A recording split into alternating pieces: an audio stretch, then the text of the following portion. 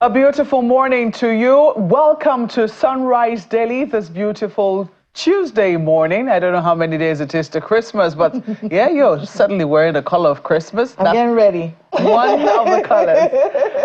Well, welcome. I'm Maupe Yusuf. Good morning and welcome to Sunrise Daily. I am Kayla Megwa, and what a few days it has been. We are all waiting with bated breath for tomorrow. We were waiting for today. Indeed. Initially, but we are going to be hearing about that budget tomorrow. So I'm looking forward to that particular conversation. But right now, it's time to take you to our skyline this morning. And good morning, Adamawa. Indeed, what we're showing you this morning is an overview of what is currently the situation. Well, it has been there as a structure, an infrastructure placed right there in the heart of Yola, the State House of Assembly, where a 486.2 billion naira budget was presented yesterday by the governor of the state, Governor Marufin Terry, as the expectation, or well, I say the appropriation bill for 2025. They have tagged it the budget of service, and I think they have 348.9 billion naira for capital expenditure and 137.2 billion naira for recurrent expenditure. But it's a huge part of the 33 trillion naira. We understand that states will be spending this, are expected to spend in the coming fiscal year. But Kayla, you're right. We're certainly expecting the president to present his. But that's what you see,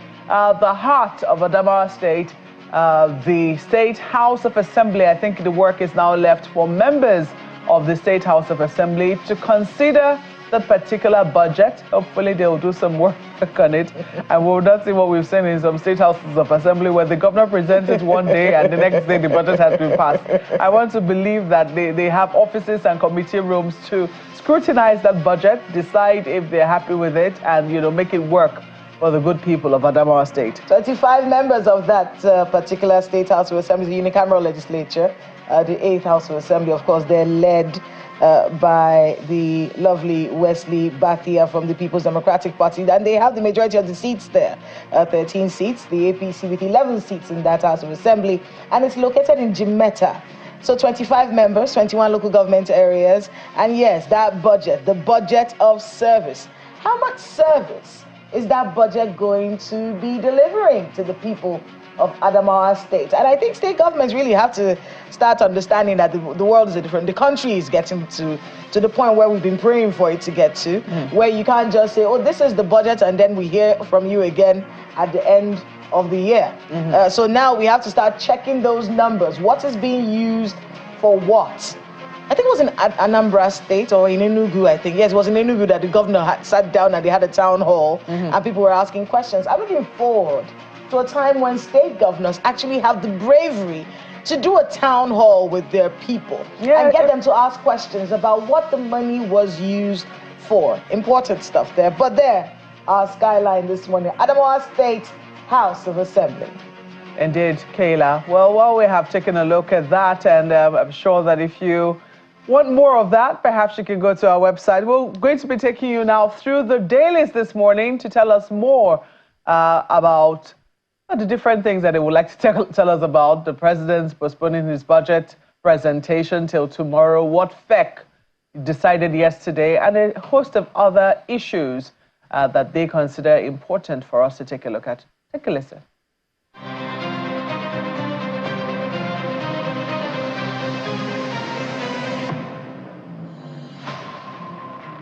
Let's start off with some business this morning.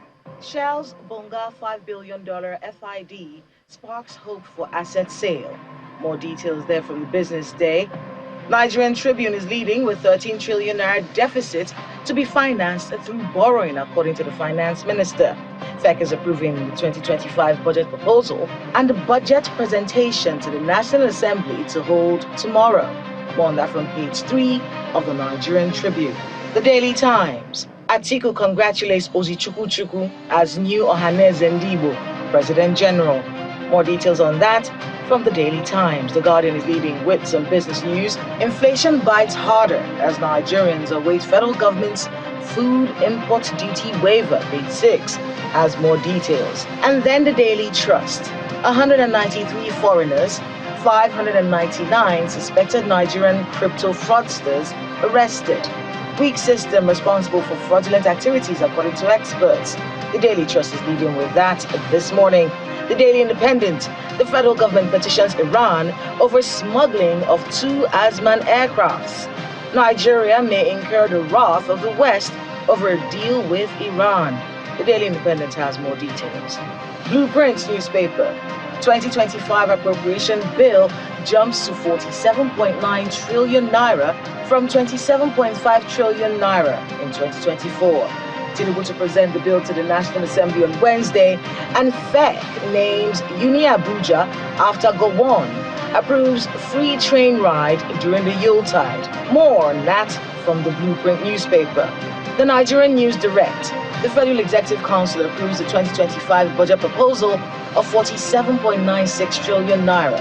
Page 13 with more details as Tinubu shifts the 2024 budget presentation to the National Assembly to Wednesday. Inflation rises to 34.6%, the highest in 26 years. This Nigeria. End of the road for cybercrime syndicate. The EFCC is nabbing 193 foreigners, 599 others in sting operation. 8,034 terrorists neutralized. 7,967 hostages rescued. Security agencies are revealing that from This Nigerian newspaper. More details on that story from page 4. And the Vanguard newspaper. Killer bread. Nigerians risk cancer over the use of bromate, according to researchers. How our daily bread is becoming daily poison. And the World Health Organization and the FAO express concern. NAFDAC reads the Riot Act to bakeries, threatens crackdown. More details on that from the Vanguard newspaper, precisely from page 14. And those are the newspaper headlines this morning.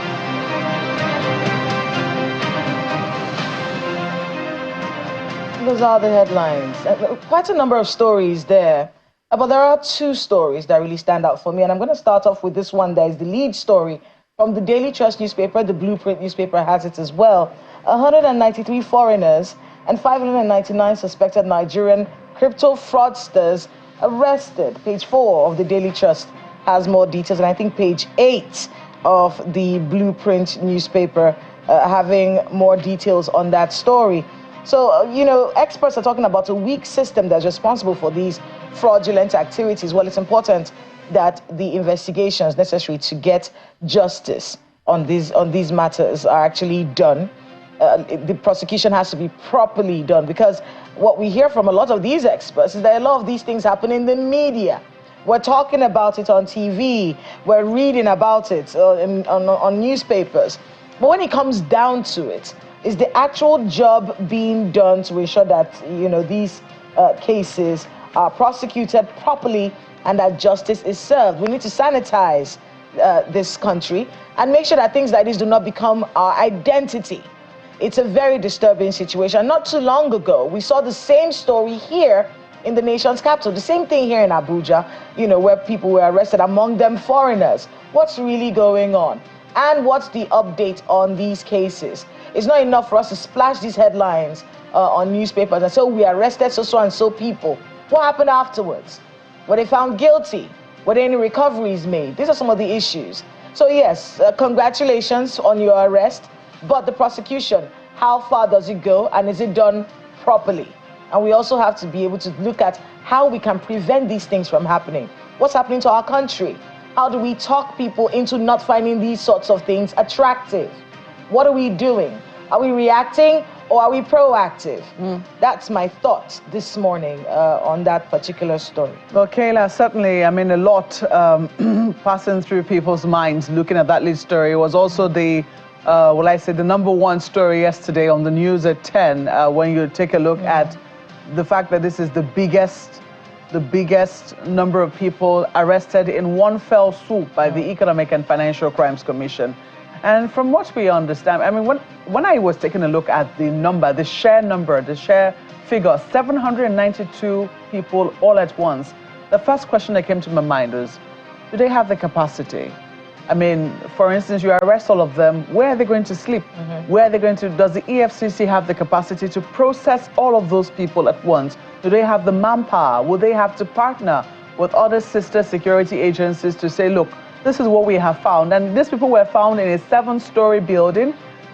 Yes, all of them in a 7-story building, which would have looked like the corporate headquarters of any genuine and legitimate company. So there are big questions as to, I mean, it's a good thing that people are still hearing things and telling the EFCC about it.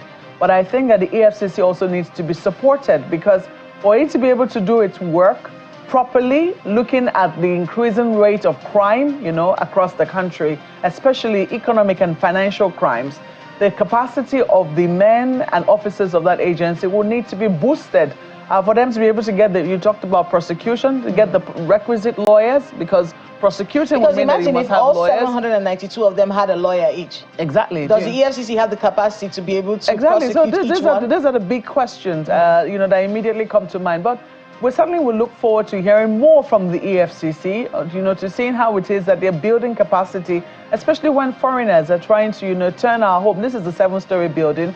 For those who are wondering what this picture is about, this is what the EFCC showed us, where these people were arrested. These are the offices, in quote, where these people were doing their job. They're a proper syndicate. That's who they are. So it's a good thing that the EFCC has been able to, you know, catch all of these people. But I really do worry about what we're doing to build the capacity of the EFCC to be able to bring justice to these people and make sure that they do not escape the long hands of the law. I mean, and not to overflog the matter, so to speak, but you know, it's also brought a lot of things to my mind. How was this place rented? The person that was a bought building. What sort of KYC was done on the people who were starting these businesses?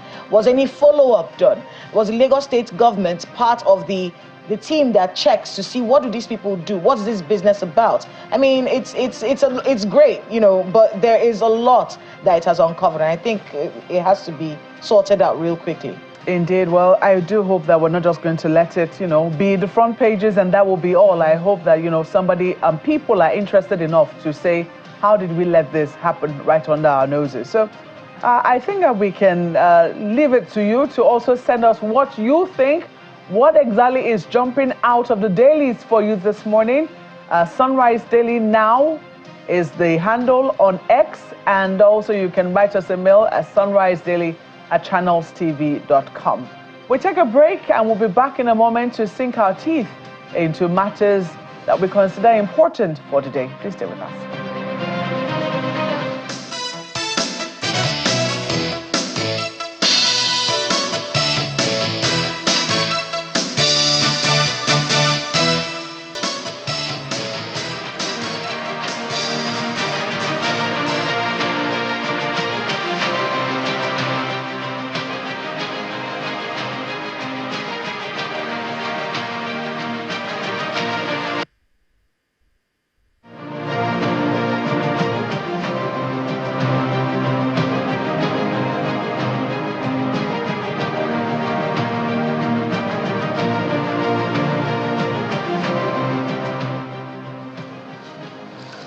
President Bola Tinubu arrives at Council Chamber of the State House to chair the last meeting of the Federal Executive Council for 2024. It has a full attendance of members of the President's cabinet. The meeting ends within a few hours after commencement, and some ministers briefed journalists on major resolutions reached, including the 2025 appropriation bill.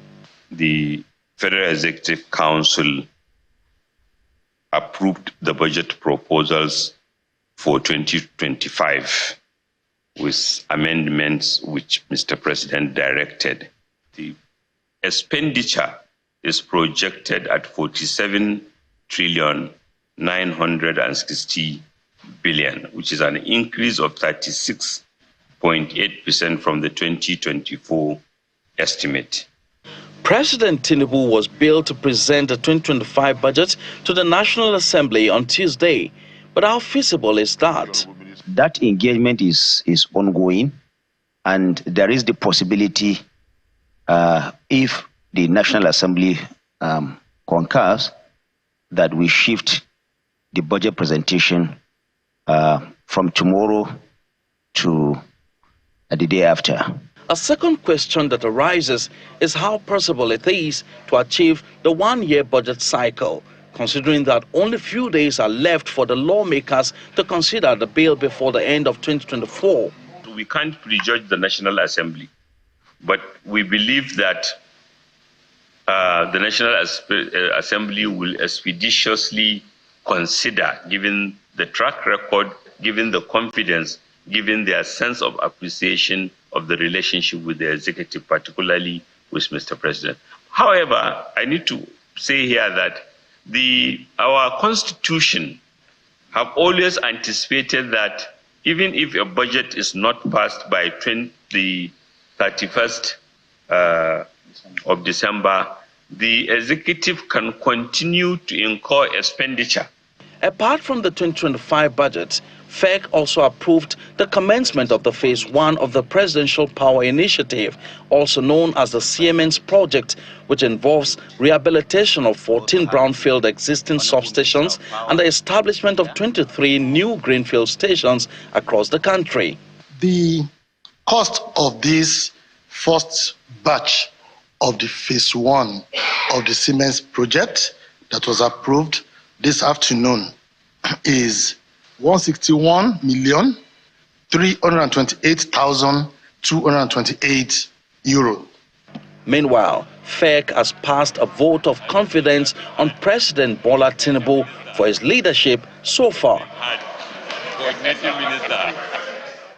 The Federal Executive Council also approved the motion moved by President Bola Tinubu to rename the University of Abuja to Yakubu Gowon University in recognition of the contribution of the former military head of state to the growth of Nigeria. From the presidential villa, Emperor Simon, Channels Television News. Well, that was the outcome of the last Federal Executive Council meeting for the year. We've done a summary for you, presented by our correspondent, Emperor Simon there. And we've seen just what it is. The president is expected to present the budget tomorrow of 47.9 trillion naira. That's almost 48 trillion naira. And in the middle of this, people will continue to ask, what exactly is the impact of the budget presented each year on the economy of Nigeria? Do Nigerians really feel the impact of the budget presented at the federal government level and also that presented by the different state governments? Well, joining us this morning to discuss some of these issues, we have Mr. Jeff Ojinika, who is the National Chairman, Coalition for Change. You're welcome to Sunrise Daily this morning. Thank you. And we also have Honorable Bernard Miko, who is an APC chieftain and also a former member of the House of Representatives. Honorable, you're welcome to Sunrise Daily this morning. Thank you very much, and good morning, Nigerians. Yeah, first and foremost, let me take your perspective. As somebody who used to be a member of the House of Reps, it's not every day that we get the president saying that he's going to present a budget on a certain day, and then it is moved by another day again. And then first, we're also seeing a shift in the timing for the presentation of budgets. Usually we'll see it about October, November, so that the National Assembly can work on it, especially since we've now reverted to the to a cycle of starting our fiscal year on the 1st of January. It doesn't appear that it's going to be possible this time around, is it? Well, I think the president has the prerogative of presenting the budget within the time frame specified by law. Like the Minister of National Planning, Bagudu, budget just said now, seeing it on the television. I think he's within the time to present it. If there are reasons why he couldn't do it earlier, I think he will be given the leverage to do it when he's after discussions with the leadership of the National Assembly. I don't see anything wrong with the timing. My worry is that since independence, we have never implemented our budget cycle up to 30%, either during civilian or military. And that puts a big question mark on the oversight functions of members of the National Assembly. When you say 30%, I guess you mean that of the capital expenditure. Capital, yes. the recurrent has always gone to 100% or even more, or even going to borrowing into deficit budgeting. Okay, that's your concern. But let me quickly pose the same question to Mr. Ojinika in terms of the timing of the presentation. Because before now, we had seen how the National Assembly would, bend over double backwards to make sure that we're still maintaining that January to December. It might not be 1st of January, but at least we're still maintaining a January to December cycle. Are you a little concerned that, that all of that work that we seem to have at least been, that pattern which we seem to have established is now about to be changed somewhat? Well, thank you. The situation is that, legally speaking, from the constitutional point of view, the president is still within the time frame for him to present his budget. But just as you have raised some concerns, the budget undergoes a process. It doesn't just end with his presentation. It has to go through his presentation is the first reading. It has to go through second reading, and then third reading, and the ministries and departments will come and defend their budget before the National Assembly. Finally, before the final computations are done, and then the budget is passed and for his assent. Judging by the time frame we have now, one will be afraid that very soon the National Assembly will be going on for the Christmas break. So within this time, it may be difficult to really pass it before the end of the year. And then you saw the Minister of Budget, they're coming up with a defense that at least the Constitution also gives them within the first 6 months for them to spend, and then later, until the budget, at such a time the budget is passed. So they've not really violated any provisions of our Constitution. But the situation, just like the concerns you raised, is that for the average Nigerian out there, what does this figure of 49 trillion mean to them? Or does this budget actually impact on their lives? Is this something, in those days, during the military era, people, businesses, everything will come to a stop until the budget is passed, because the budget affects the life of the people. Everybody, if you're in business or if you're in importation, you say you have to wait till let them announce the budget, because it's the time they announce the budget that you now know whether to import more or what you sell and all the rest of them. So the budget actually determines the way of life then.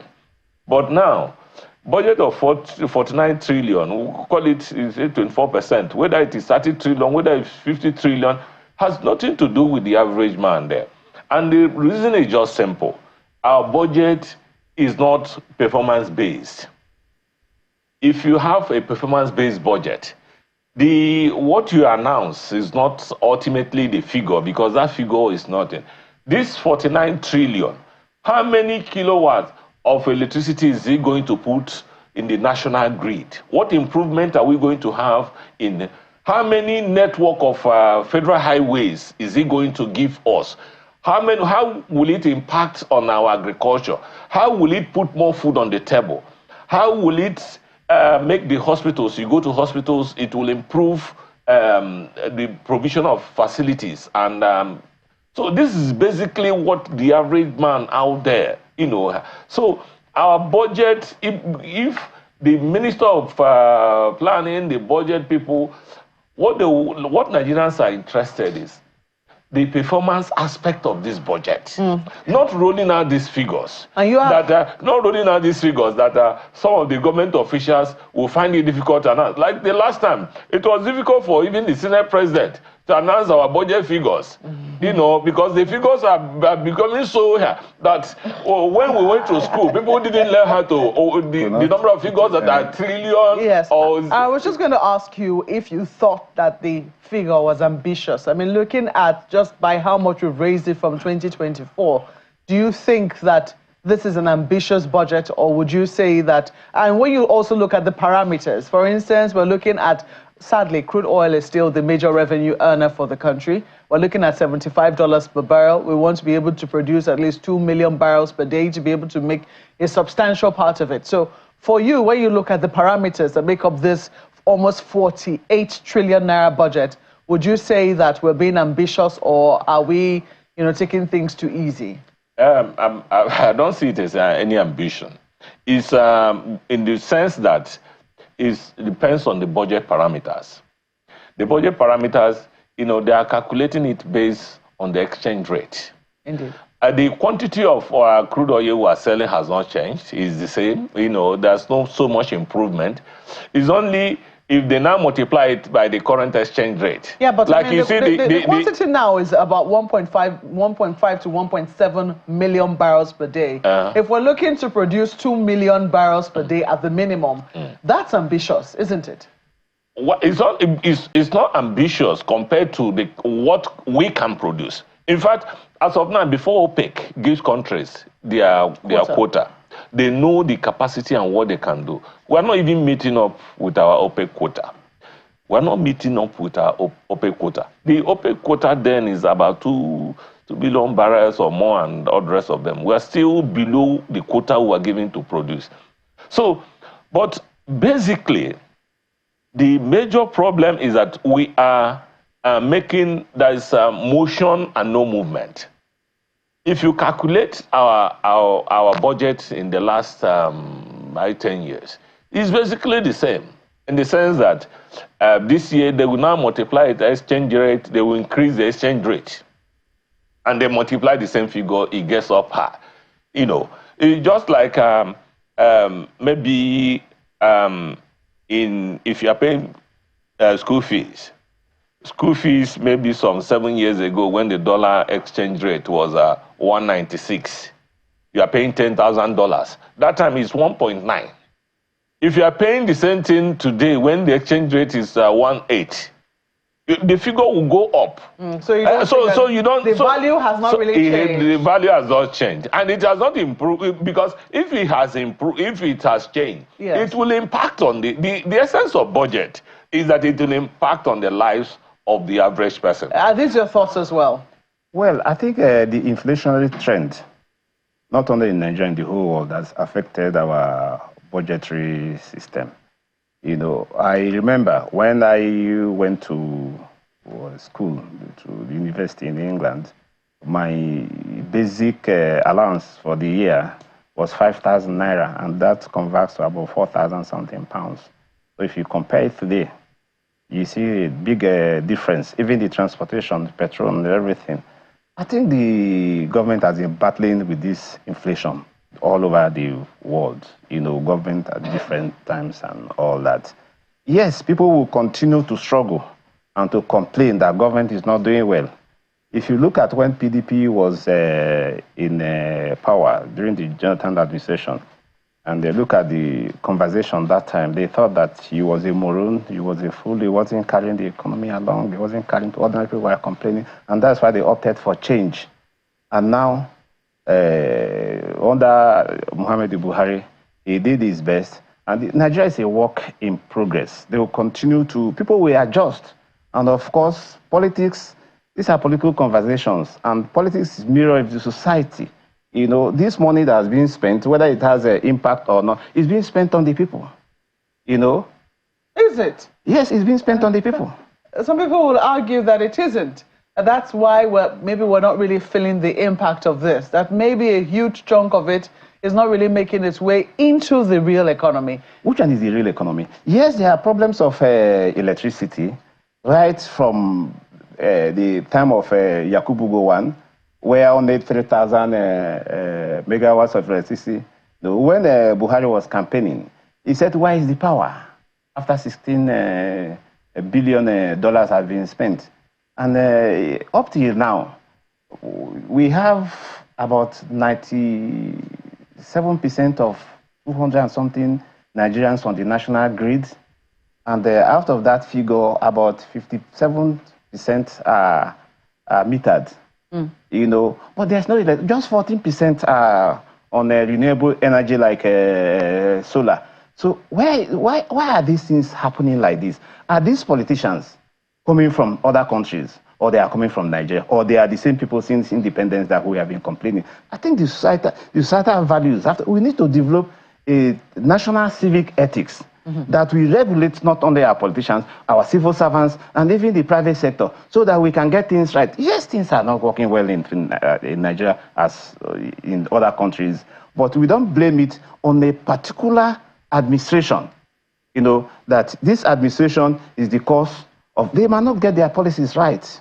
We have seen politicians, when they are in another party. Are you suggesting that they are not getting their policies right? Because you just said that they're spending they're spending the money on the people. And yet you also said in your first statement, your opening statement, that you are more concerned about budget performance, that our budget has not done beyond 30% performance in the capital expenditure area of things. And you're wondering if the National Assembly is really living up to its responsibilities. These are your concerns. Yes, I'm talking about the priorities of the people.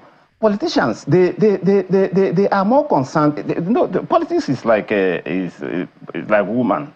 You know, a woman is more concerned about her outlook than her internal character. So when a politician, you're talking to women on this program. Yeah, that's why I'm making the reference. I'm very, will I say, concerned that you're describing us to us.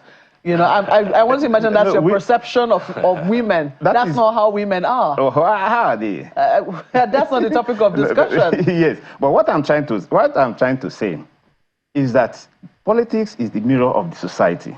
A politician, when he goes to campaign for support and for votes, once he wins the election, he will be guided by what the people tells him, what his people want. He was in the House.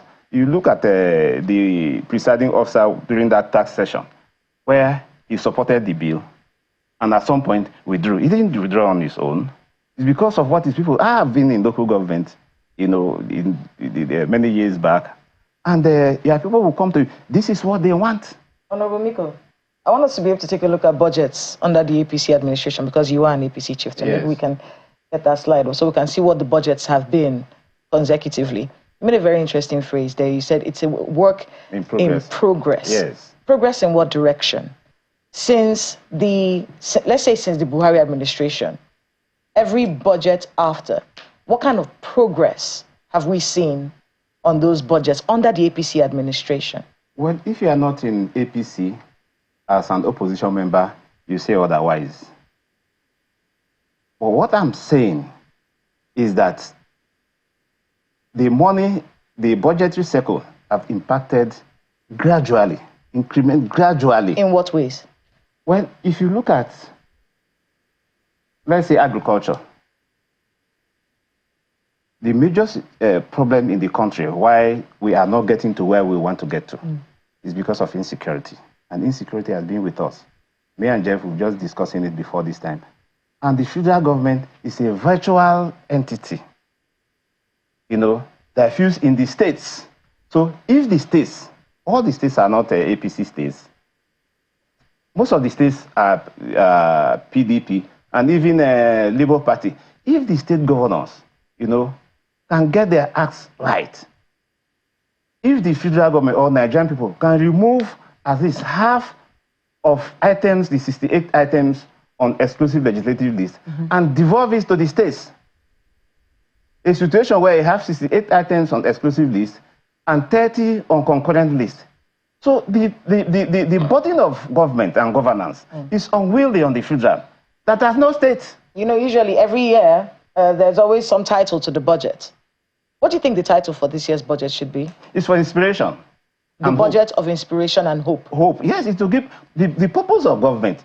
Government don't actually drive the economics of any nation. It is the private sector. So they want to lay foundation, for people to excel in entrepreneurship, creativity, and the value system. Some people have suggested that with what the common man has had to deal with under the All Progressives Congress, under the government of your party, with all that the common man has had to deal with, that maybe this year's budget, 2025's budget, should have been called the budget of the common man. What do you think? Well, I just so the people can know that you're actually doing something for the common man, you're looking at the common man, because you can't deny how bad things have been under the APC administration. The APC is a progressive government. Yes, but you can't deny how poorly the quality of the life of the Nigerian has deteriorated under the APC administration. Let me bring you back to the Jonathan administration. what people in. That was a PDP administration for which we were all part. You know, the narrative then was even worse. You know, you compare government. Inflation wasn't at 34.6%. Well, they say, I'm talking of what you are doing that figures. You can use statistics for anything. The price of chicken wasn't 10,000 naira. The price of food wasn't what it is right now. These are comparative times. Look at the value of 10,000 naira now with 10,000, with 2,000 naira or 5,000 naira that time. You get the same value. Nothing has changed.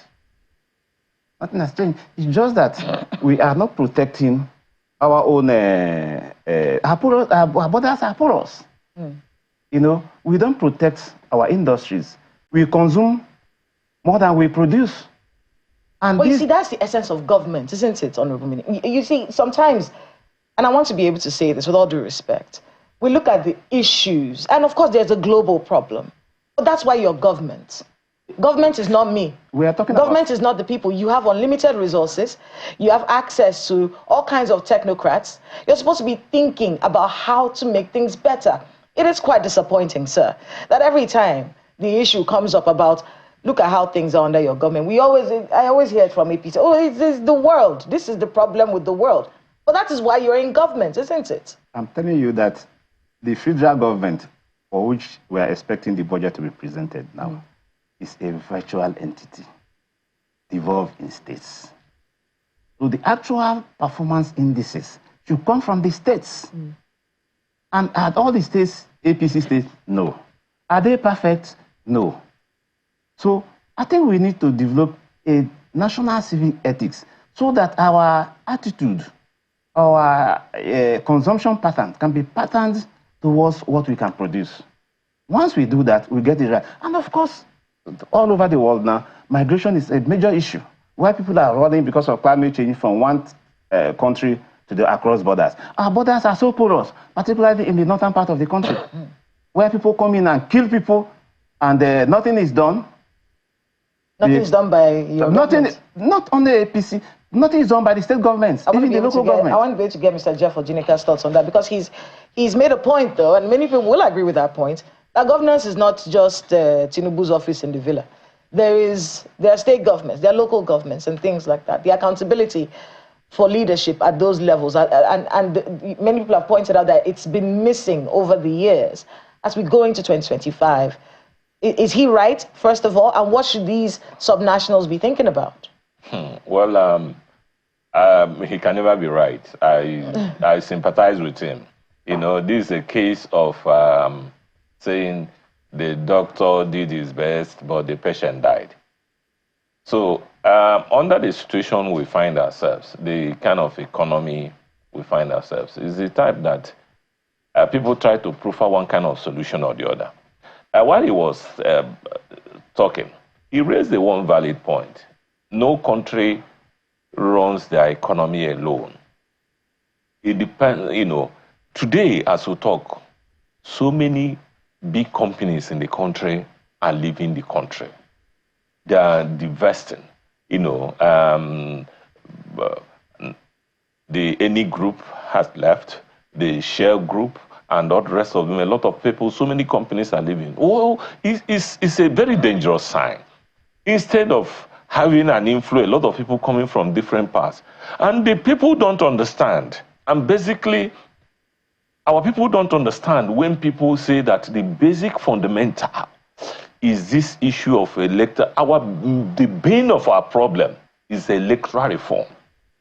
If we don't solve a situation where whoever, from the councillor to the local government chairman, to the member of the House, to the member of the House of Reps, to the senator and the president, that whoever goes into those positions is as determined by their own constituents, not by any other external influence.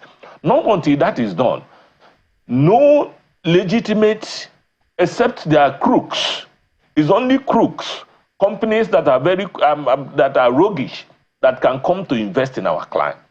But if it is you see maybe a company grown up from generation to generation, they got their money. If it is like the Henneken Group today, or the Guinness Group. It's family business that have grown and it has passed from one generation to the other. Before they go to invest in any client, they'll be sure that that client is very stable. I'm sure the kind of way people are living Nigeria, they will not be living Ghana that way. So what I say... Sorry, just a moment, because you just made a statement that it's only roguish companies. Are you saying that the companies that are here currently doing business are all roguish? That will be the implication of that. No, they have already found themselves here. The companies that are here have already found themselves here. Yes, but the companies, you just mentioned companies that are closing, that cannot stand the heat, or for other reasons are divested. Okay, that understand. So when you say that there's only companies that are roguish that can come and do business here. Let me give you an instance. There was a company, a big company in Germany. I will not mention the companies for goodness sake. A big company in Germany that got a contract during the military government. It was one of the biggest construction firms in Germany. They got the contract to come and do roads, especially in Lagos there. Then they went and brought one of the smaller companies and handed them and subletted the bridge to do bridges because that's the area of specialty. Went to their country and brought one of the, and then entered into an MOU. That company they brought later understood the Nigerian, that smaller company in Germany came here and understood our work climate better. At the end of the day, they turned into an octopus, a very bigger company. Whereas that company that was very strict, bigger in Germany, that brought them here, had left this country. That is one example. So no, I'm just telling you so that you understand it. I understand what you're trying to say, Mr. Okay, maybe I was too harsh in that language. But what I would say is that maybe they understood our work environment, that understand our work environment very well. When you talk about our work environment, I imagine that you're talking about corruption. Isn't that correct? Of course. Indeed. We're very... It will not be wrong for anybody to say that the corruption index in the country is very high. Mm-hmm. Even from Transparency International and then other companies. But in spite of it, some companies are still trying to maintain ethics and do their business. But basically, I just wanted to see that we address our problem from the fundamentals. Like you listed this budget, my sister there rightly said that this budget should have been budget of the common man. It should have been if the common man meant anything. Because the common man should have been the bane. But today, that common man, those people are there not because the common man voted them. You can't prove that. In many cases, people voted these people into power. You see, the way things are going in the country is the type that let this government, whether it favors them or not, the issue, one of the things that they should put on the front burner is the issue of electoral reforms.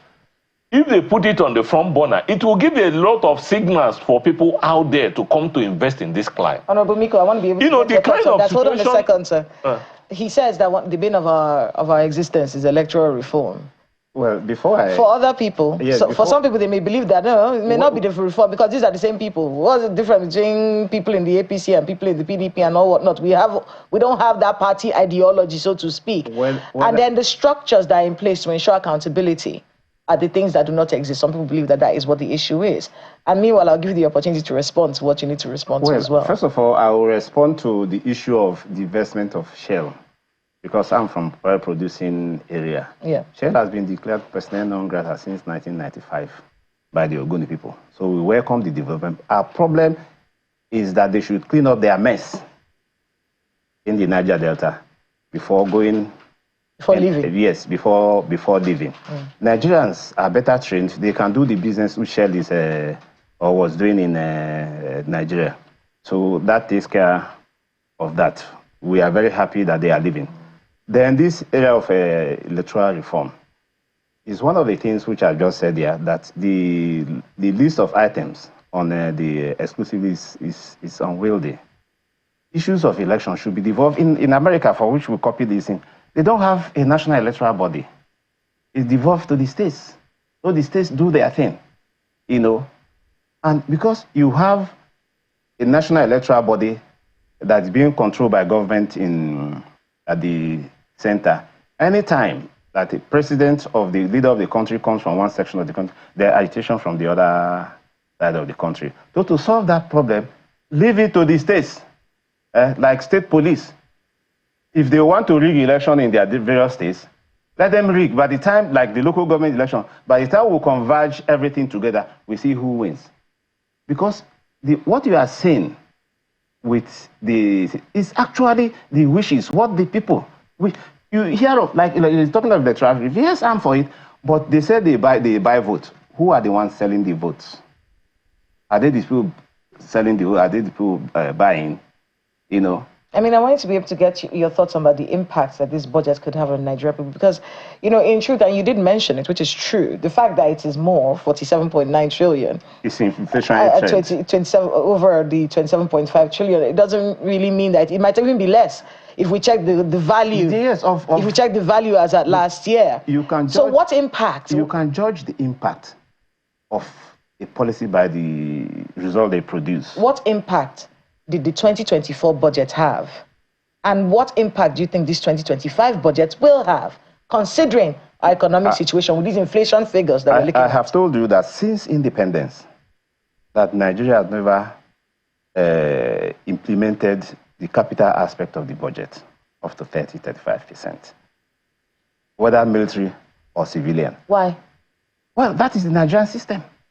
What does that mean? That the Nigerian system is created for the capital expenditures not to work? Now, was it Abu Bakarimi who said there's a difference between corruption and tradition in some aspects, on some parts of the country? This is a tradition that the APC is adopting? No, I'm not saying so.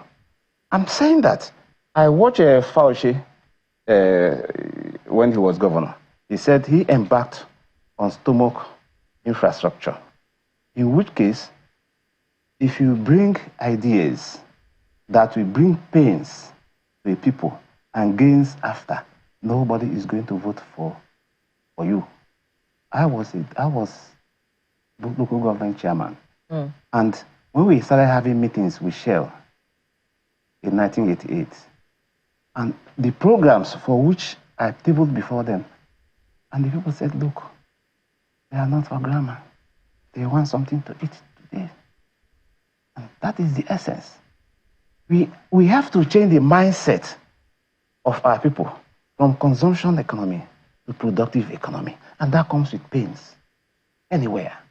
You know, it has happened in all the countries. You look at the corn laws of under the Israeli government in the United Kingdom. It brought pains. So a lot like the pains that the Nigerians are going through right now. Yes, that is what we are going through now. The problem is, how long does the pain last? It's indefinite, isn't it? I'm a Catholic. I'm a Christian.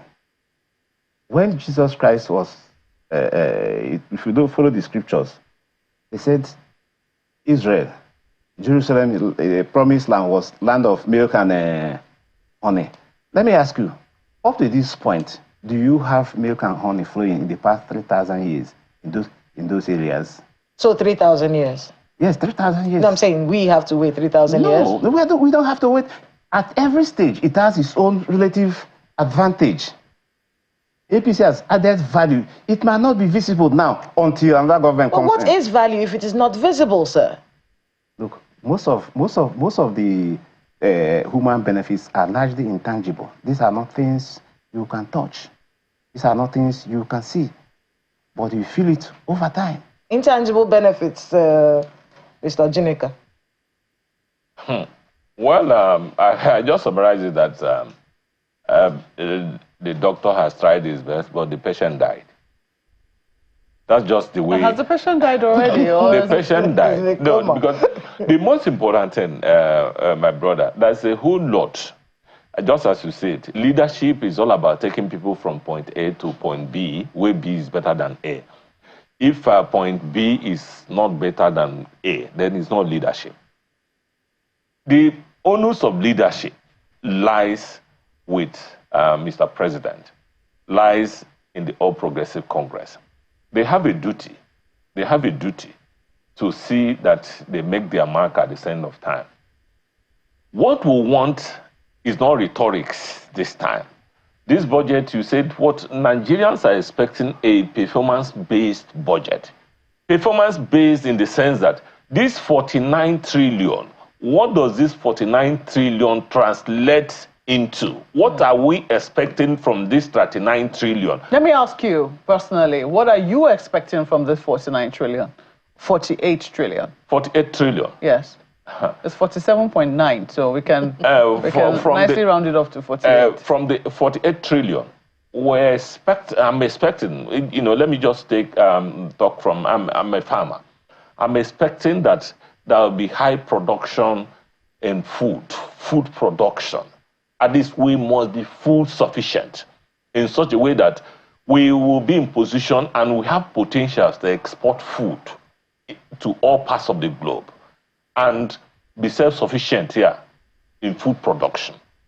And we will have so much developed our agriculture to the point that we can compete with countries like Israel and some other, you know, countries, Thailand and other countries of the world. We have the potential. Can I ask you what you farm? I'm basically into crop production.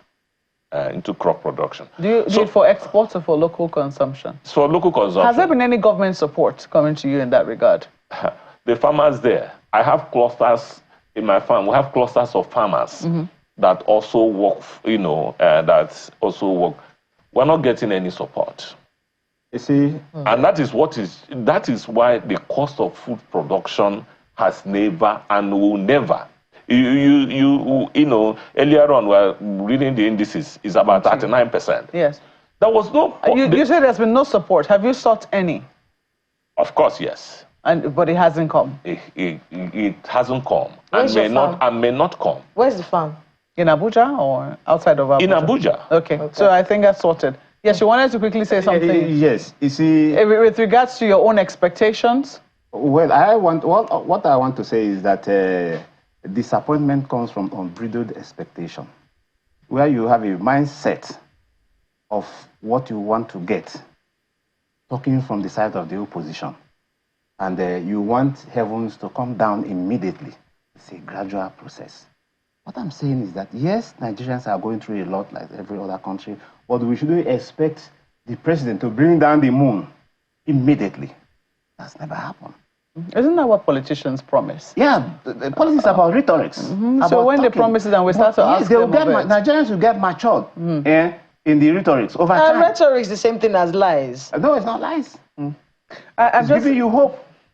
Well, I don't know if Nigerians, because the 2024 budget, coincidentally, was tagged the budget of renewed hope. Yes. If you ask Nigerians if they really did feel that their hopes were renewed, I think that the jury will still be out as to, you know, just how renewed. When you look at what inflation figures are currently saying, the fact that, you know, a lot of people's incomes have remained stagnant, you know, and it's just generally very difficult for people to eke out their daily bread. So when you say that, you know, there was a budget of renewed hope, and you say that people need to be, what did you just say, that we should be hopeful? Was that what you said? I'm saying that, yes, people should be hopeful. Yes. But unbridled expectations. So you're blaming the people now for having expectations what they expect. from the government? No. Disappointment comes from unbridled expectations. Yes, are you saying people have unbridled expectations? I would like to plead with... It's good to be ambitious. I would like to plead with him that as he goes back, as they go back to their party and the government, this idea of not having money again, cash again in the banks to buy something that you want. What kind of explanation can anybody, in terms of economics, in terms of monies are in the banks, and you go to banks and you can no longer see money? Nobody. You're talking about the cash shortage, right? I don't know whether you can call it cash shortage. It's that there's no cash anymore. I went to one of the village markets, cow markets in Abuja. after all negotiations and all whatnot, we could not transact because none of the councillors could accept transfer. Everybody wanted cash, and there's no cash. So you go to market, you go back. So it's as addressing the economy and addressing this budgeting. Please, I don't know. We hope that the president will address that in his budget tomorrow. But in the meantime, we also know that we're going to be discussing business on Sunrise Daily. But we have to thank you, gentlemen, for coming on Sunrise Daily this beautiful morning. Mr. Jeff Ojinika is the National Chairman, Coalition for Change. You've also heard that he's a farmer there. I'm a former member of House of Reps. Yes. Honorable Bernard Miko is an APC chieftain, former member of the House of Representatives as well. Gentlemen, thank you so much for coming Thank you very much. on Sunrise Daily. The conversation on business and perhaps expectations for budget will also continue on Business Morning, coming to you on Sunrise Daily. Please stay with us.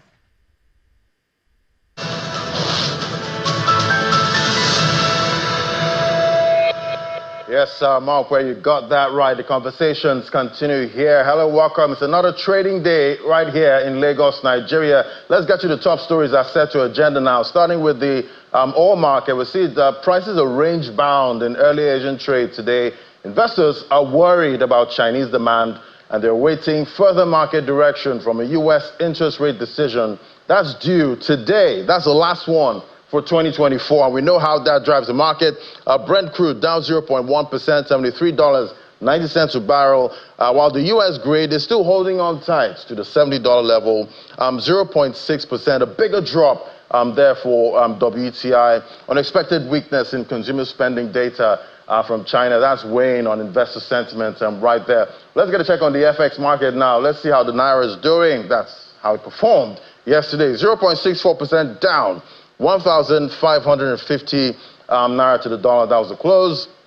On the FM window, we know the FM window there still pushing on with that platform that keeps transparency in the FX market. 1,552 Naira, that's for NAFEX window, also down 0.21%. So we're still seeing weakness and this trading week before Christmas. All right, to other stories now. The African Development Bank Group has launched the Debt Management Forum for Africa, DEMFA. The bank is proposing this as a platform for representatives from the continent to share their debt status and challenges with the aim to reach a consensus on strategies to optimize debt and reduce costs. Our business editor, John Mekwa, is in Abuja and filed this report. Take a listen. Findings by the African Development Bank indicates that debt crisis in Africa has surged by 170% since 2010, and the continent has spent about $74 billion in 2024 alone to service debt. Sounds like there's a need to take urgent steps. That's why the FDB believes that solutions can be found through the Debt Management Forum for Africa, and the meeting and the launch begins in Abuja, Nigeria's Federal Capital Territory. The meeting has in attendance high-level finance and debt managers from Nigeria, Ghana, Zambia, Ethiopia, and other countries joining physically and virtually. We agreed in principle to restructure almost 90% of our public external debt. The FDI, which many African countries focus on, declined by 44% in 1 year, in 2022. The host, the chief economist of AFDB, Professor Kelvin Urama, emphasizes the need for the forum. Financing or financing development in Africa will not only continue to be more expensive, but it will be scarcer as we go forward. Nigeria's Director General of the Debt Management Office, Patience Oniha, is representing the Minister of Finance and coordinating Minister of the Economy, Mr. Wale Edu. He anticipates the potential of the Debt Management Forum for the continent. The key message to each and every one of us today is that DEMFA should evolve rather quickly as a foremost forum that will actively and visibly contribute to continuous and long-term sustainability of public debt in Africa, thereby supporting economic growth and development. It's not duplicating them. The director of African Development Institute of the AFDB, Dr. Eric Oguleye, explains the proposed structure. That what we're doing through this forum is to raise the voice of Africa high, have a consensus, and be able to raise that voice, have one clear voice with which we can engage in the global system. The forum is launched, objectives set. One of the major questions now is, will Africans speak in one voice to make debts work for the continent? Ini John Mekwa, Channels Television News. All right, so yesterday we got that red hot number for inflation numbers for November, and definitely coming in line with expectations from a financial derivatives company. But let's bring in Mr. Bismarck Rwani now. Tell us more about the numbers. Great to have you, Mr. Rwani. Good morning. So inflation for November, that was in line with your expectation at 34.6%. I guess it's the same factors contributing to this red hot inflation number for November.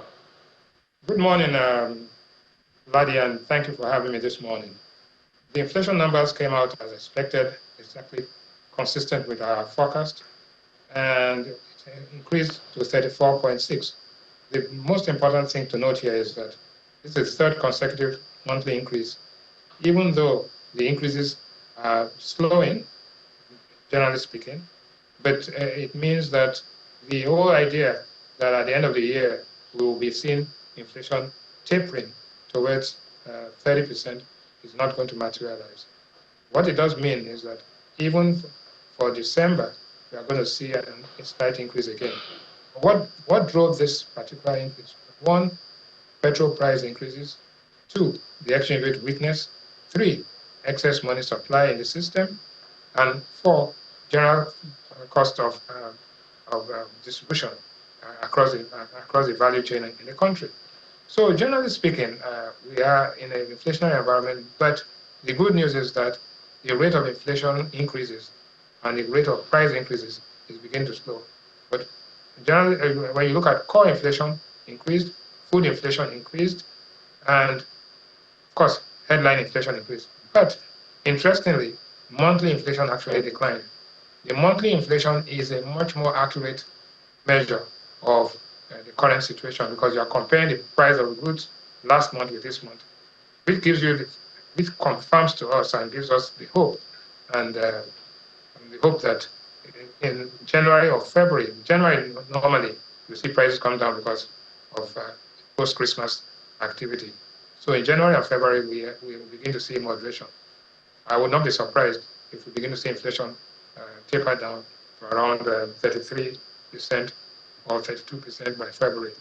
Why do I say this? Because it was in February last year that we had the lowest value of the naira in the foreign exchange market, 1,910 to a dollar.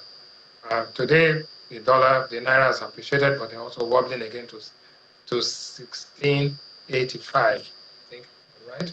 It's let's see, the naira is actually down at 1680. So compared to this time last year when it was slightly weaker, and compared to February this year when it was 1,901, 1,910. So when you put all of these parameters and stocking factors together, it tells you that inflation is still a problem for Nigeria. However, it might begin to moderate. But on one caveat, one major reason is that there's been a lot of spending, fiscal spending, without a corresponding increase in productivity. We are seeing this in terms of the budget that is going to be announced tomorrow. The Federal Executive Council has approved the budget, and the President is going to table that budget before the National Assembly. The whole idea of trying to actually placate the suffering of the people by spending money, but the spending has to be efficient. That is our biggest fear. It could be inefficient spending, even though the nominal figures are high, but it could be inefficient spending, which means that there will be leakages in such a way that it might be counterproductive. But generally speaking, we think that based on all the projections, based on the price of oil, based on on the the structure of the foreign exchange market, we might begin to see some moderation in the inflation rate January, February in 2025. All right, and talking about 2025 and budget presentation, we were supposed to have that today, but that's been pushed till tomorrow. So, looking at the budget proposal so far, how are you seeing this impacting inflation in 2025? What kind of spending would help tame inflation and also give some strength to the Naira? Well, you see, what has happened is that, let us not preempt, because the president is going to present that budget tomorrow. At this point in time, whatever we say about the budget is speculative. But we can be guided by the medium-term expenditure framework. And in that document, I think we're seeing the inflation target of 15%. I do not think that we're going to get down to 15% inflation in the near term. Even if inflation begins to moderate, at the end of 2025, most analysts are of the opinion that it will be anything between 25 and 28%. That's a far way from 15%. So the budget could be aspirational, the budget could be ambitious, but the thing is that to be successful is to be realistic. I do not think that 15% inflation is going to be achieved. On the growth side, yes, the growth target, we hear the numbers, the growth target of anywhere between 3 or 4% is achievable. The exchange rate projections of 1,400, it looks more realistic than 800 at this time last year. So, but I don't want to delve into the budget until it is an official document, which we can discuss. But whatever I'm saying now is based on extractions and extrapolations from the medium-term expenditure framework. Right, and looking at the inflation numbers now rising, that's the month before Christmas. That's for November. So this seems to be giving us direction, on what to expect this Christmas. But how resilient is the Nigerian consumer? How resilient do you think the Nigerian consumer will be this Christmas, and how they're going to navigate most of these high prices? The Nigerian consumer is embattled, but the truth is that if you look at the price increases, the changes and adjustments that have been taking place, in the last 2-3 months, the price increases have not been the magnitude of the price increase and the magnitude of the changes have not been as dramatic as it was 6 months or 12 months ago, which means that you can see that the petrol price actually, which is a key variable, Dangote is announcing that it's a 960. The 8th man is saying that we want it at 900 because the crude price has come down. So if the price of petrol now is at 10.70 in the pump, the price of diesel is at 10.55. They've been relatively stable. The exchange rate has been hovering around anything between 1,700 and 1,625. So it's been relatively stable. So those are the things that factor or play in to the standard of living and the quality of life. But let us not deceive ourselves. Nigerians are sweltering, Nigerians are in difficulty, and this Christmas, unlike previous Christmas, this one is going to be a Christmas you do not want to remember. But hopefully, 2025 is going to be a better year. There'll be more things, there'll be better productivity, and so on. But one interesting thing, though, is that the price of cocoa has gone up to 11,821. It's a record high. A year ago, cocoa was selling at 2,000. The thing has gone up by almost 400%. Cocoa export earnings are now going to be as much as $2.7 billion and about 5% of our total export earnings. So that's a major development. So before we used to talk about oil and oil price, now we're having cocoa. And the cocoa proceeds are going to 4 or 5 states. We're talking about Oyo State, talking about Osun State, talking about Ekiti State, and Ondo State. That's where the cocoa is grown. So generally speaking, we should be seeing those people really having they'll be having the best Christmas, just like those in Ivory Coast and in Ghana. So that's some good news at this point in time. And again, export diversification into agriculture, which is a major employer of people, is significant. So I think That's one green shoot that we're seeing.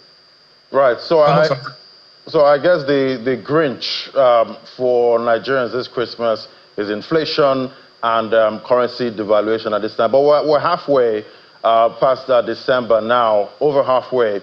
No fuel queues, as you said. So do you see us setting a record this December? No fuel queues. I didn't get the question again. Can you repeat? Do you see us setting a record for this December with no fuel queues? No.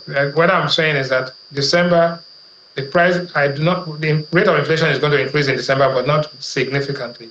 1. 2, the price of, you can see that the price of rice, the price of onions are up, but we have seen the price of beans drop, and we've seen the price of pepper come down. All of that because there's consumer resistance to higher prices. But having said that, compared to December last year, we think there'll be a marginal increase in inflation, but definitely this will not be a Christmas to cheer. But there's this thing about the rail transport and the free transport for all Nigerians. The unfortunate thing is that the rail points are very few, and the rail passengers are not that many. So maybe they will extend it. I think the president probably will extend it to road transport and air transport.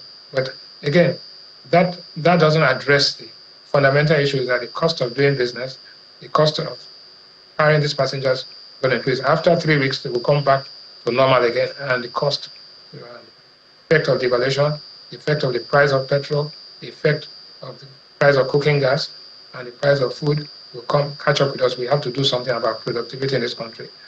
These palliatives and temporary relief will not deal with the problem of productivity. It's all about output and productivity, and also minimizing the printing of money. In other words, the fiscal deficit. It's now projected to be about almost 4.5% of the GDP numbers. It could have been worse if subsidies were not reduced and the exchange rate were not aligned. But even then, at this rate, we still have to bring down the amount of fiscal deficit in the economy. All right, Mr. Rwani, definitely. I'm hoping we get some kind of white Christmas at this point. Thank you so much. Always great having your perspective, Mr. Bezos Rwani, CEO of Financial Derivatives Company. Thank you. It's my pleasure. Thank you very much. All right, we'll take a break now. When we come back, more conversations, this time sustainable energy. That's coming up next. Do stay with us.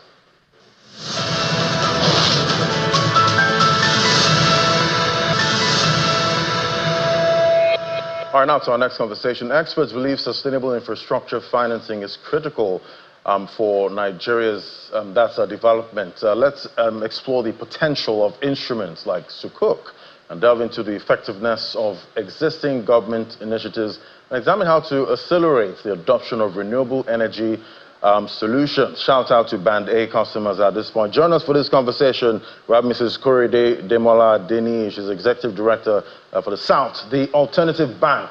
It's great to have you. Good morning. Morning, Ladi. How are you? I'm fine. Good. Well, depending on where we're looking at the prices from, but at this point, I'm hoping for a fantastic Christmas, even though the inflation numbers and most of the macro data, it's not looking so good, making it a little tough to have that December. But let's look at the alternative energy. Yeah. We're seeing Nigerians dealing with, high energy costs at this point. Yeah. But we're also seeing the Sukuk platform at this point. It seems to be getting some traction, but it seems there's some lag in embracing it fully. How are you seeing that?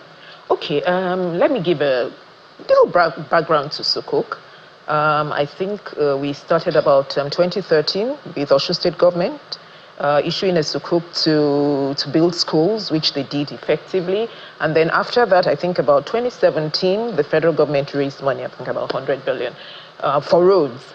How has that gone? I think that has been good. Successful. But what I see, and I'm not sure is only limited to what you see in Sukuk, is a little bit of what is happening everywhere. Sukuk, by the name, is a kind of way of raising money, but it's strictly it operates under the Sharia, right? When people hear that, they might say no. I'm not interested. It looks like it's only for Muslims, but no. So, one of the things we all need to do, the stakeholders, is about the awareness. What does this mean for you? And really, when you think about a sukuk, when you invest in an instrument, in any project, it means you have a stake in that project. You have a right to know what's happening in that project. So I think if people understand, there will be a lot of more embracing of that way of financing. And it's not only the government, we the banks, like the Alternative Bank, we're all doing our bit. But I think we just need to keep on emphasizing that the sukuk is also another way of raising funds, even for the corporates. Right. And, right.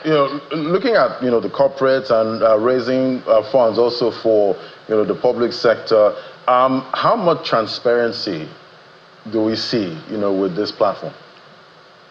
You see, it's something about doing, when you say Sharia compliant, it's called also ethical banking, right? So there's a lot of transparency. When you say you own something, you own part of something, there's a lot of transparency. So sometimes, maybe some people might like to shy away from it because you need detailed information as to what you're doing, right? I'm not trying to say compare it straight to the bonds, but when you do the bonds, which is more like a sukuk, but it's just that it's not under the Islamic finance principles, the bond, the government is raising money. You probably don't know. When you see a sukuk road, you know it. You see it there, that look, this road was funded by so-and-so people, So I think it's just for people to embrace that reality, that we need to be transparent, we need to be fair, and in Nigeria, those are the things we're all trying to cultivate as a habit until we get there. But meanwhile, all stakeholders must push to make sure that we get. We've had comments, in some quarters that they feel like the government is not taking advantage of other, funding sources at this time. I would like to get your view on that. Is the government getting more creative, with where they raise funds from? I think they are, because there's been the PPP projects, there's been the presidential PIDF, right? And the government actually raised money for the Lagos-Ibadan Expressway, the the Niger Bridge.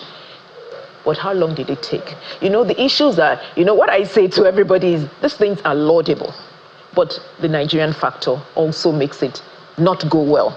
It took so long to conclude those projects, and I don't know, can we even say the Lagos-Ibadan Expressway is completed now? What part cost of the road overrun, and things like that. So I just think these are laudable projects, but the execution, again, is really where we have to watch. Right, and do you see the government embracing more, sukuk funding source? I think they will. There's already some information that we're going to have some between now and January, and I think the paperwork is going on. I think looking at 2024 at this time, how would you say has there been improvement with adoption of sukuk if you compare that to maybe say 2023 or a year before that?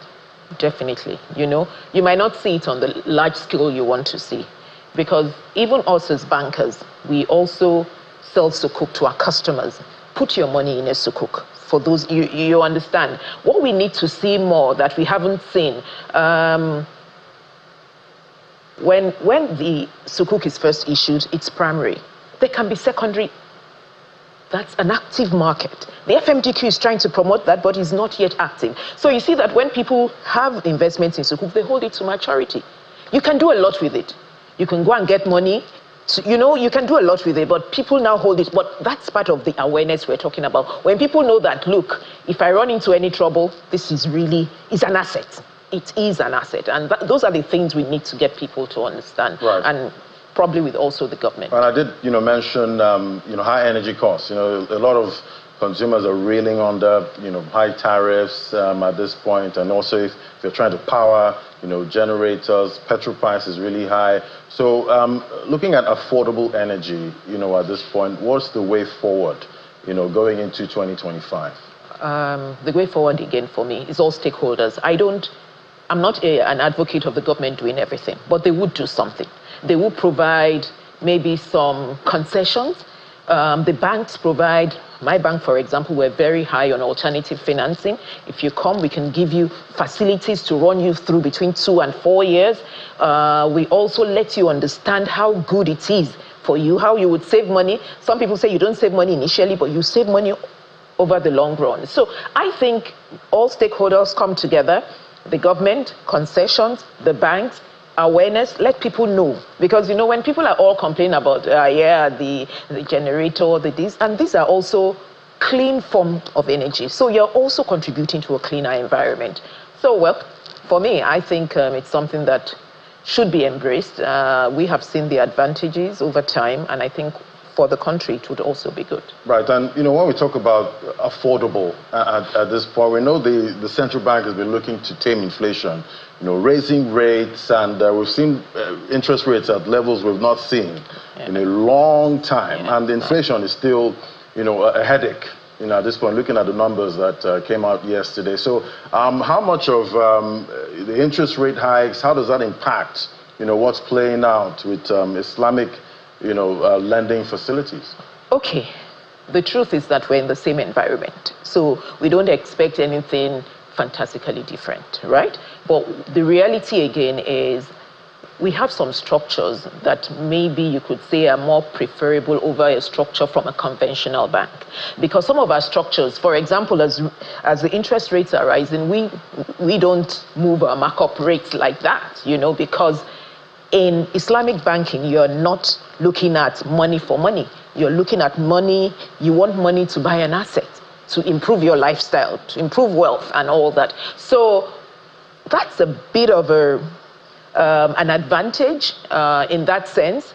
And I know people like to see exactly what you're giving up to get the asset you want to buy. So, you know, I think some advantages overall, and I think the Islamic financing, especially for alternative banking and for alternative financing, is very good for alternative energy. I'd like to also get into your industry and, you know, the kind of conversation you guys are having in the financial services industry. How are you guys looking at inflation? How are you looking at interest rates? Do you think this will be with us for the longest time in Nigeria? High interest rates, high inflation. Okay, and this is, you see how we're looking at it. Maybe let me say this is a personal view from me. I think that we're almost getting to the end of the high interest rates. I had thought, for example, by the time this last report came out, we should have seen a slight dip, but I didn't see that. But I think as some of the policies of the federal government start getting into place, we'll start seeing it. For example, I didn't mention the Consumer Credit Corporation. There's a lot they're doing around the CNG, giving people facilities through banks to make sure they embrace alternative energy. So that, you know, by the time those things start seeping, it's slow because, like I tell people, the economy wasn't bad in a year. It took so many years. So it's going to take a lot of patience, a lot of hope, and all of us doing the right things, not just the couple. All of us? All of us. Nobody left out. No, we all do the right thing. Yeah. Thank you so much. Great to have you presenting, Mrs. Korede Demola Adeni, Executive Director to the South, and that's the Alternative Bank. Thank you so much for coming out today. Thank you, Ladi. Thank you, Channels. Thank you. All right, so the markets are open right now. We'll give you a summary of what's playing out on Business Incorporated. That's by 1 p.m. We'll see how your money is performing. Thanks for watching. I hand things over to the Sunrise Daily team.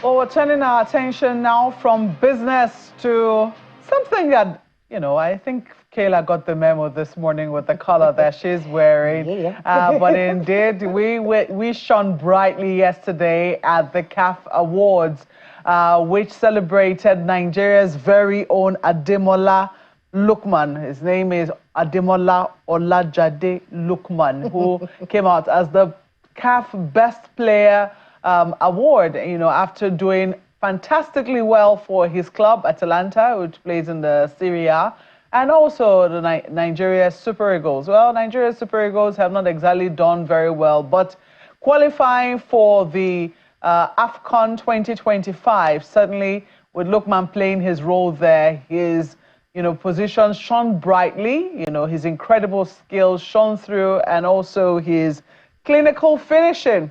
Well, it wasn't just Lookman who, got that personal trophy. The ladies, too, also did us a super one.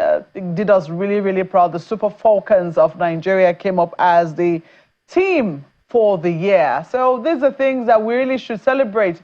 It happened in faraway Morocco, and I could tell you I was here when that was happening at work, and I could see a lot of my colleagues were really excited about it.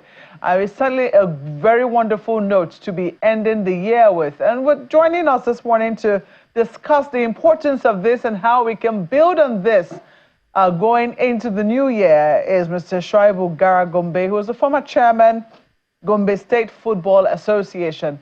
Sometimes I kind of think that this title doesn't quite caption the totality of who you are in the sports industry, but it's what we have for you, Mr. Gara Gombe. And I know you're joining us all the way from Morocco, where the action took place last night. How did you feel being a Nigerian in Morocco and hearing that Nigeria is shining brightly at the Confederation Awards?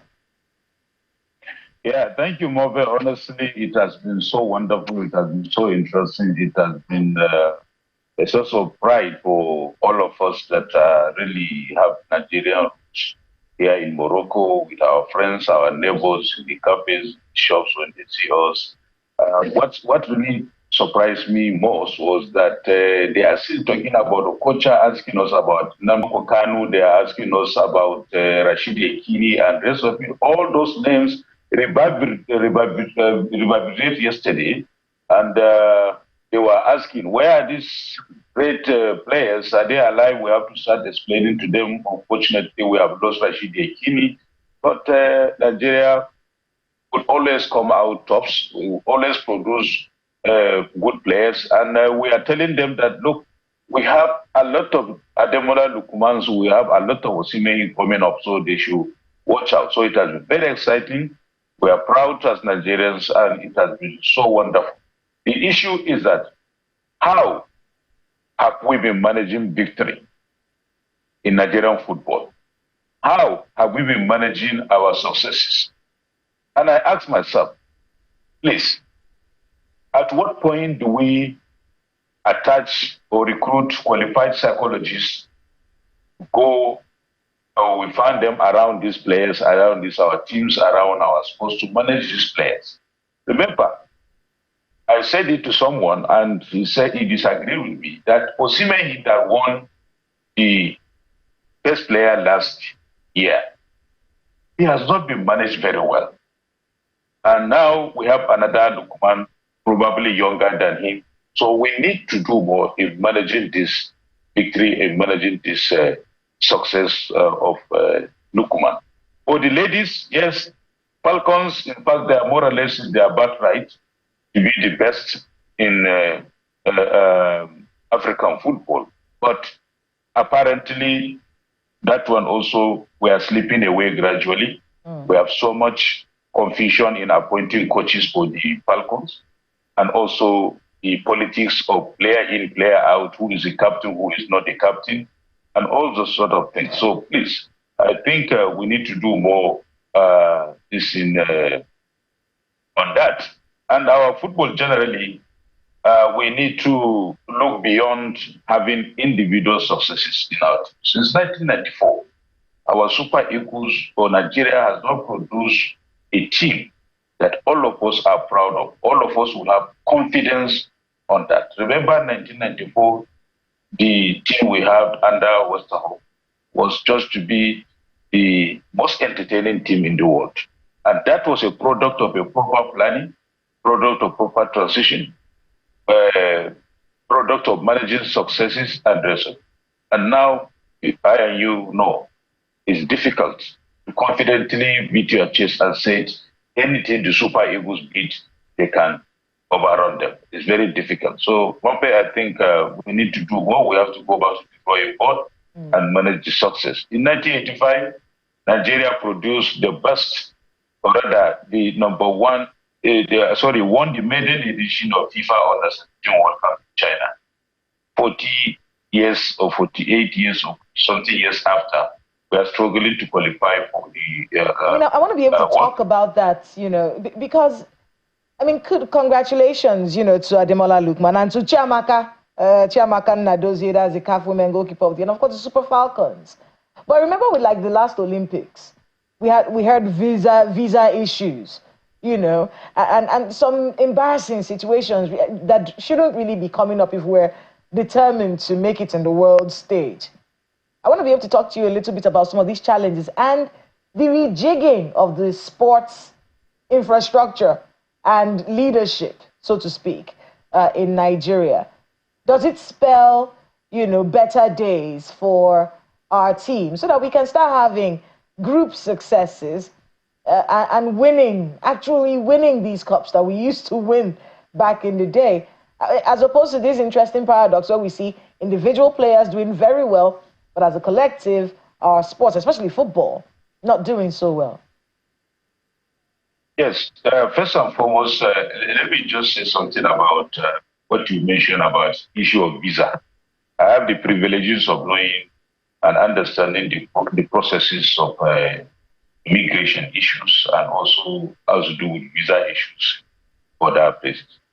All these embassies, they are aware that Nigerians want to always migrate and they want to Japan. And also our stories that is coming out of about our activities in other parts of the world, how we have been behaving, how we have been conducting ourselves and things.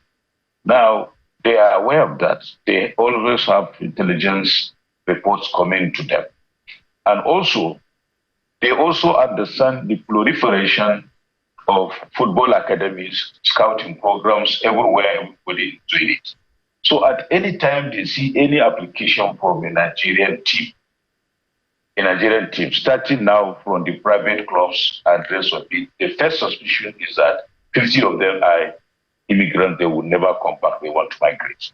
So also, when it comes to our national team players or our national teams, the relationship between these embassies, these diplomatic communities in Nigeria and also our sports authorities, not only in football, almost all the federations, we have the 38 sports federations, we have 39 or 40, they have this issue about immigration.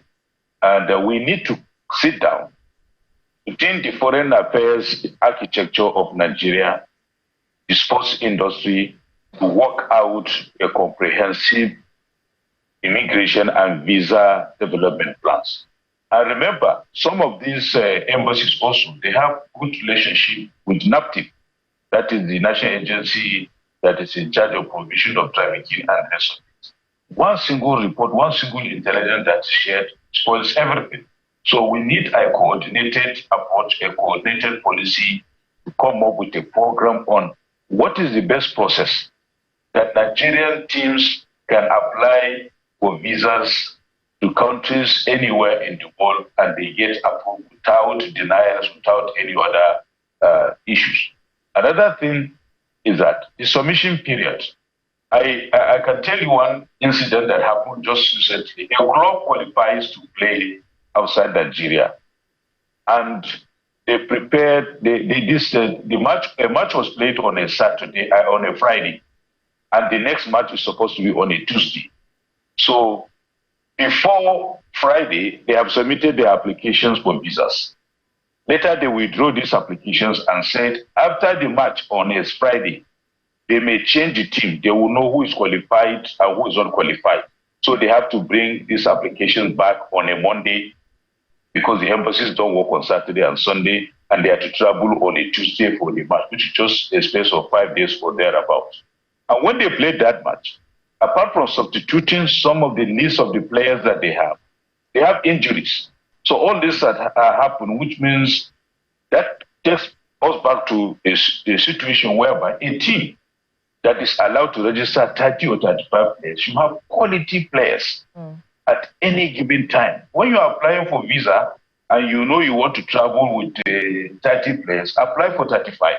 So if there is any injury, there's any changes you can make. But you find it, they don't do that. So that takes us back to professionalism. Yeah. And also the padding of the list. You find somebody who has no business in football, they will put his name and say this one is a supporter, this one is this. Some of these embassies, they follow Facebook pages, they follow social media, they follow the names of, they see a name. There's one particular embassy that saw the name of somebody who has nothing to do with football on social media, but is an influencer. But the next thing, he was submitted as an official of a club that wants visa, and he was rejected. And the next thing, who complained. So on that part, honestly speaking, I think something has to be done. We need to have a coordinated policy on how to deal with these embassies and foreign institutions about visa, so that we should, Nigeria will this issue of denials will be minimized. Now, the issue of a new direction, yes, a new sporting architecture in our sports. Yes, we have new men. Shehu Diko and Bukola Olapade are in charge now. Whether we like it or not, they are there. Let's see what's going to happen. But my problem is that the start has always been promises, promises, promises, promises.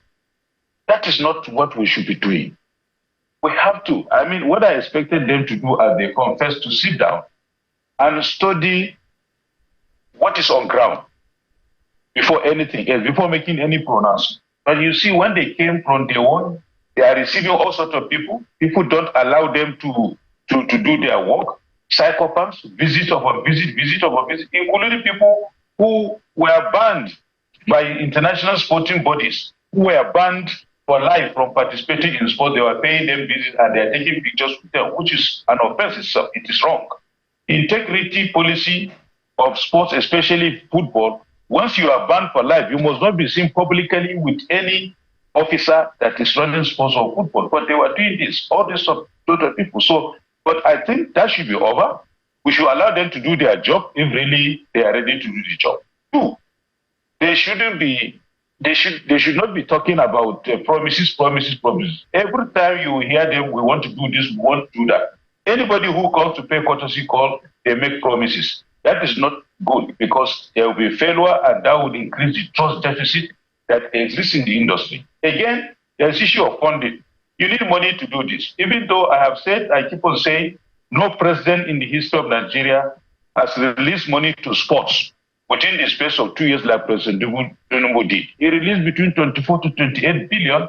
He went to Olympics, we came back without a single medal and rest of it. So they have to look for where to get money. And if the president is ready to fund sports, he wants to give them all the money they need, fine.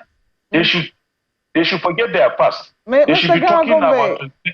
I really do wish that sometimes, when we get wins like this, I wish that we could just relish and enjoy the moment, without all these complaints. It's such a sad thing that, whenever it is, even when there are happy moments, we can't but reflect on just how much better things could be back home, and I totally get it. But let's focus a little on Lookman today and also the wins of the Super Falcons, because we know that Lookman is a comeback kid of some sort, and who knows, maybe his influence might also affect our own football. Maybe we can come back to the days of Nigeria '94, the Nigeria '94 team, which the world still talks about till today. But, can you talk to us a bit about Lookman's resolve? This was a guy who could not convert a penalty in front of the world. He couldn't convert a penalty for everything. And we understand that his coach was very unhappy and, really came at him. And, today he's the best player in Africa. What can you tell us about the resilience that Lookman has shown? Well, individually, he has made up his mind to work hard. And I can tell you, he must have had a wonderful guide, proper counseling, and someone to encourage him. He was not really abandoned. He must have had a proper infrastructure wherever he is. He must have had a good training program wherever he is, to recover from his psyche, to recover from his fitness, to recover from so many other things. And also a good team, because if you are playing football and if you are not within a very good team, you will go astray. And I can tell you, look, he's not only the one who has this kind of history. that was so difficult, and he turned out to be one of the best players in the world. We have had what's his name? Is it Victor Moses? Victor Moses had, we were told actually, but later the stories we are hearing change, that his parents were killed during one of the Kaduna riots. His uncle took him to UK at the age of 9, and later he came up to play for Nigeria. He turned out to be one of the best players Nigeria had ever produced. So, and Lukman, as he is today, he will serve as a source of inspiration. Like I tried to tell you, everything is about managing successes. He will serve as a source of inspiration. He can come back and be organizing, time to time, maybe during his breaks, to serve, to be organizing some clinics for the young ones, to go back and check his roots, and also to, identify maybe with some academies that they can develop a very good relationship and find a pathway for other younger ones to grow in the game. And for generally, I still insist that the managers of our sports and the managers of our industries have a greater responsibility in managing these players. I do not think today, if the Super Eagles have a psychologist, I am not too sure. And I do not think that most of our sports federations have a psychologist. All this is about psychology is to tell the player to be humble. Don't put this to go too far into your head. Be humble. Try to look back and help where you come from and rest of it. So going back to the 94th, it is one person cannot make us go back to those of 94. I want to be able to talk about our sister from Paris FC, Chiamaka Nnadozie. She's actually considered one of the best female goalkeepers in the whole world. This is her second time, of winning the award for goalkeeper of the year. It's the second time, and she has an amazing track record, been doing great things in football and also in her team, Paris FC. You talked about management of these players. What more can be done to ensure that we have more people excited to join this industry and make the kind of strides, or even bigger strides than Chiamaka and Lukman and the Super Falcons? That is what I'm saying. If you look at our football today, we appoint coaches for development. We appoint coaches for tournaments. We don't appoint coaches for development. We appoint coaches and tell them, qualify us for this, win this and win that. That is not what we need. All these players in Falcons and whatever, what we need is a coach that will say, failure or success, give us a 5 years program, 5 year development program. Morocco did it. Many other countries tried. In that 5 years, when we fail, look at the bad sides, what you need to correct and move on.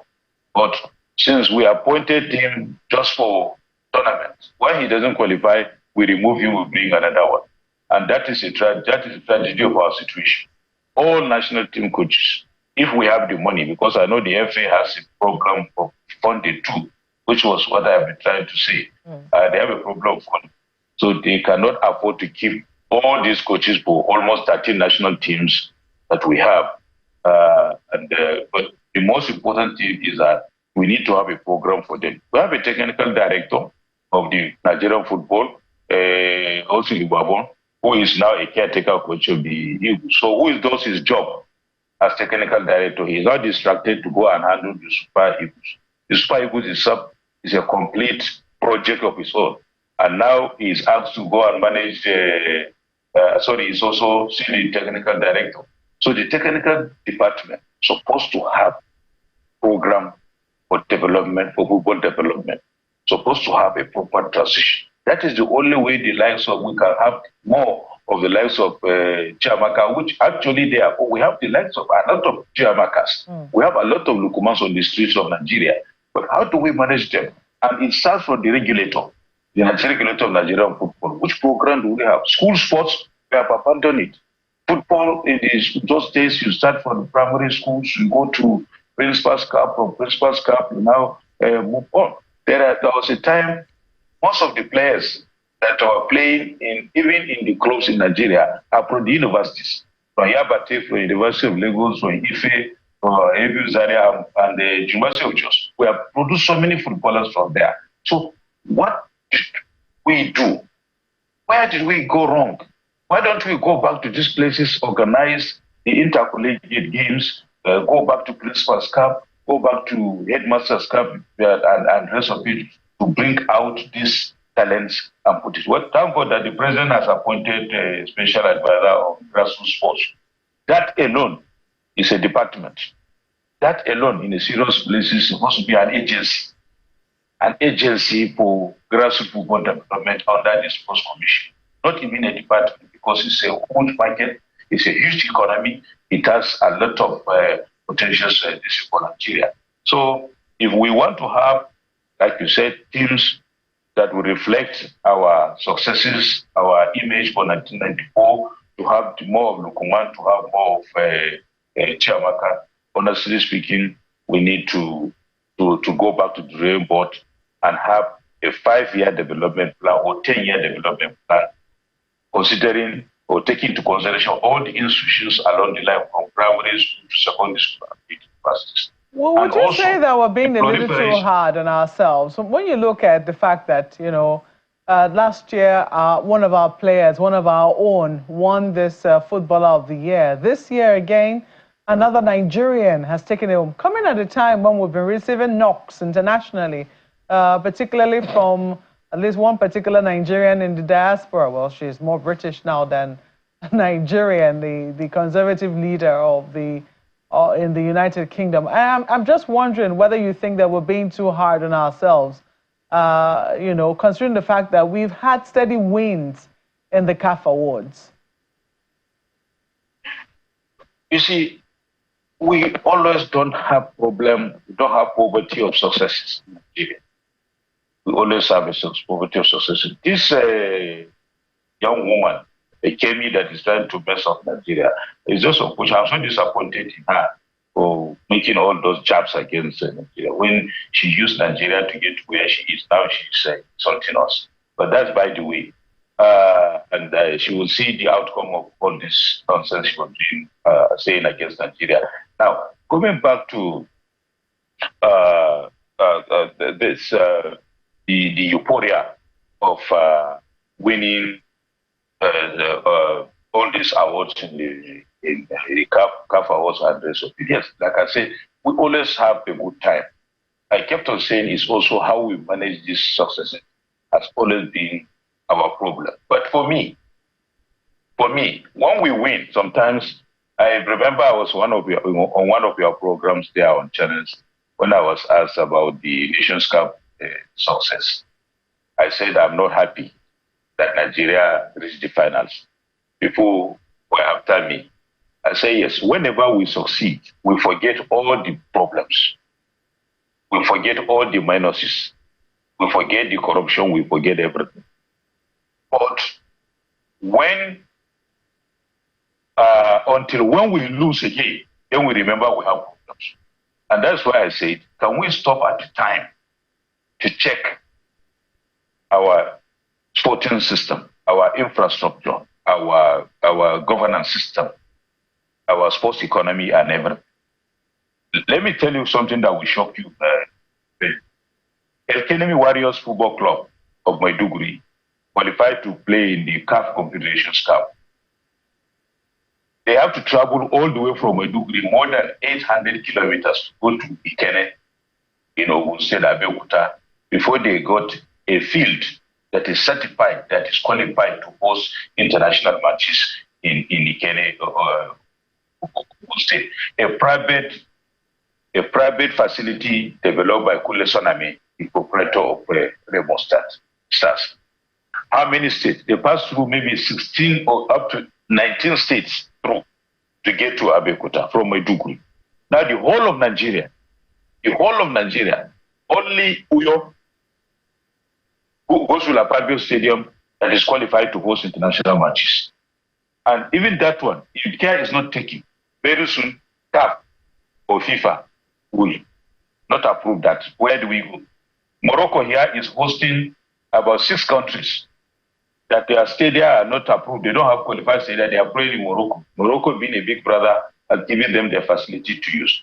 Abuja National Stadium, a former minister collected $1 million from Dangote to upgrade it. Now, Abuja's National Stadium is downgraded to level 4. Sorry, to level 1, if you understand. Because there are, in infrastructure, there are 4, 3, 2, and 1. Level 1, that means it's 0. We cannot play any FIFA qualified match. A stadium, Obasanjo used $85 billion to build. A stadium that we use $1 billion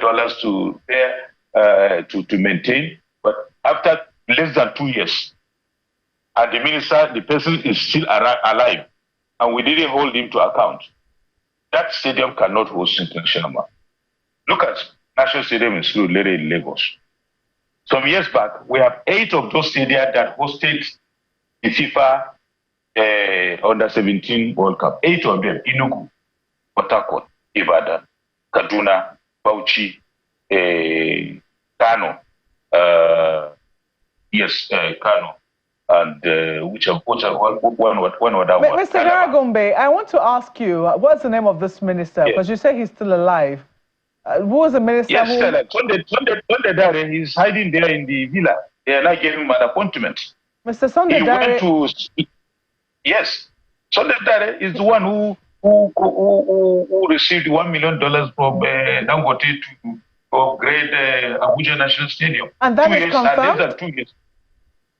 It's confirmed. Ask him. He's watching me. Or send him this video that Garagombe said Dangote paid $1 million to upgrade and repair of Abuja National Stadium.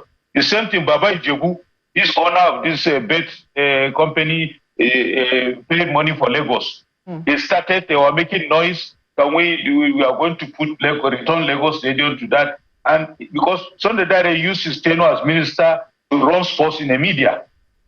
That is just it.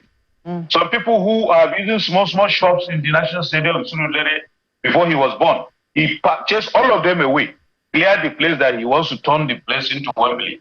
Then later he came to say that the money Baba Ijebu gave was not enough. Before you go to ask Baba Ijebu to give you money to repair the National Stadium in Surulere, didn't you do a bill of quantities? Well, I wish we had more time for this, certainly. But I think it's important for us to have this kind of information out there so these people can actually come out and say this was what they did or didn't do. But thank you so much for your time. If I start to talk, this channel would burst. we're almost out of time. I think we certainly will get Mr. Sunday Dare to, respond to this particular allegation on getting $1 million. But I think your lesson is very well taken, that we mustn't be carried away by these awards and look inwards to see how it is that we can actually improve our game at home. Thank you so much for coming on Sunrise Early this morning, Mr. Shuaibu Garagombe.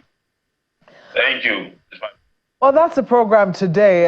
Kayla, suddenly you did get the memo. I mean, this is all for Nigeria, Super Focus. And of course, what's the color of Christmas if green is not featuring prominently right there? So we're going to end with a quote. This is from Lukman. Yesterday when he won, he said, "Don't let your failures weigh you down, that they break your wings. Matter of fact, turn your pain into your power and continue to fight." And I think it's an appropriate message for Nigerians this morning. Thank you so much for letting us be a part of your day. I'm Mao Yusuf. Have a great day ahead. I'm Kayla Magwa.